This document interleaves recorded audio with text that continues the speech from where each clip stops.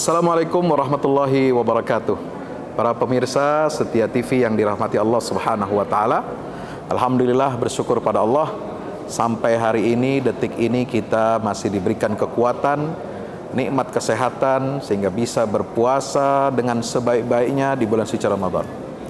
Ketika kita berpuasa, kita tentu tidak hanya memperhatikan aspek hukum formal, ya, memperhatikan apa yang mesti kita lakukan, syarat dan rukunnya, apa saja yang batalkan puasa. Tetapi yang lebih penting daripada itu adalah agar puasa kita sempurna, diterima oleh Allah Subhanahu wa taala, jangan sampai kita melakukan aktivitas yang dapat membatalkan pahala puasa kita.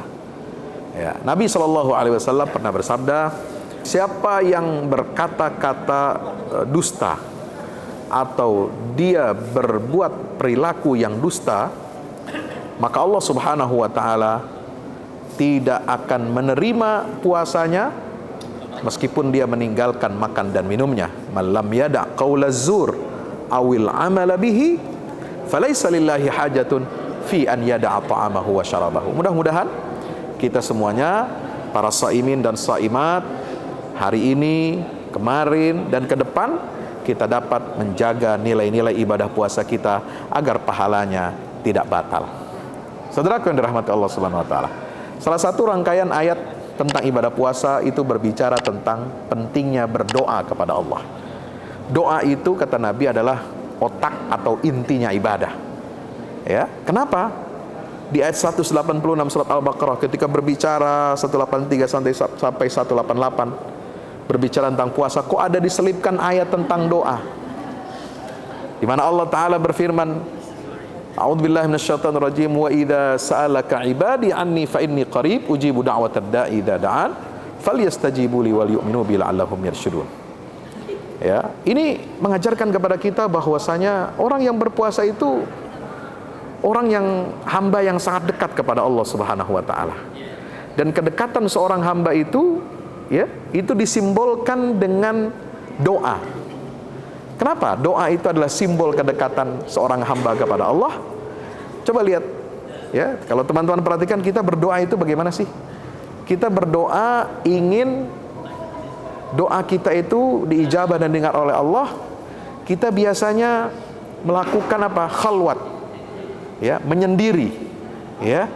Kita berdoa itu secara privat. Ya, ada privasi antara kita dengan Allah Subhanahu wa taala.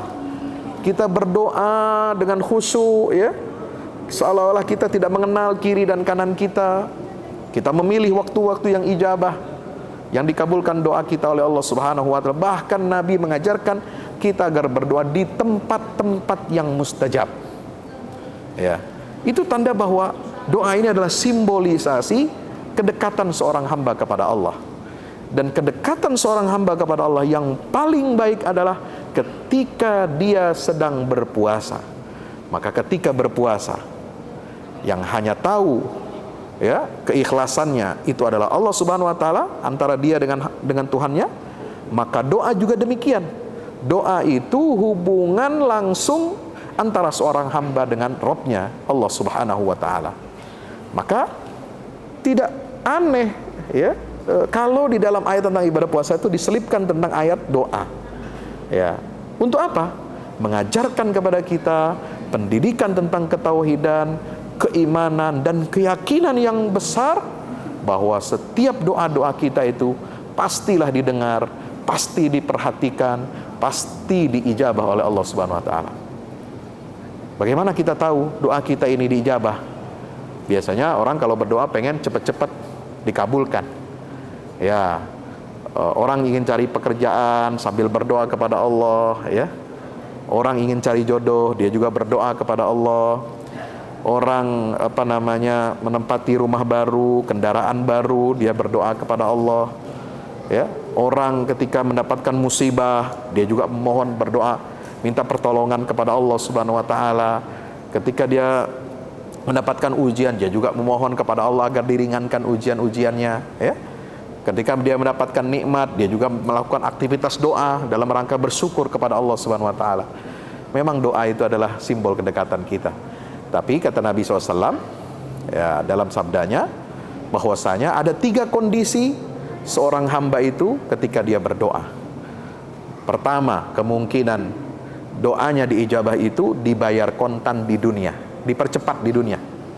Ya, itu berarti doa Anda diijabah sesuai dengan apa yang kita minta. Bahkan mungkin yang lebih baik dari apa yang kita minta, Allah kasih. Yang kedua, doa kita itu tidak terwujud di dunia. Ini kata Nabi dalam hadis, ya. Doa kita itu tidak langsung diwujudkan di dunia, tetapi disimpan menjadi tabungan untuk akhirat kita. Dan di akhirat kita akan memetik semua doa-doa kita yang kita panjatkan kepada Allah Subhanahu wa ta'ala. Atau yang ketiga, kata Rasulullah SAW, seorang mungkin tidak dijawab atau dibayar kontan seperti doa yang dia panjatkan kepada Allah secara spesifik, secara apa yang dia hajatkan. Allah tunda itu dan Allah ganti dengan apa?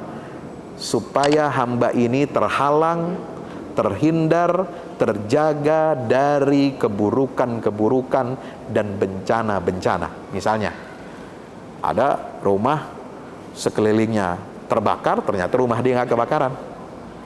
Ada sekelilingnya banjir longsor, ya, banyak korban jiwa, korban harta, tapi ternyata rumahnya tidak kena musibah itu. Ada di sekitar lingkungannya yang kemalingan, rumah dia nggak kemalingan. Ada misalnya kecelakaan lalu lintas beruntun, ternyata motornya atau mobil dia selamat. Itulah barangkali, ya, Allah Subhanahu wa ta'ala membayar doa kita dengan cara bagaimana?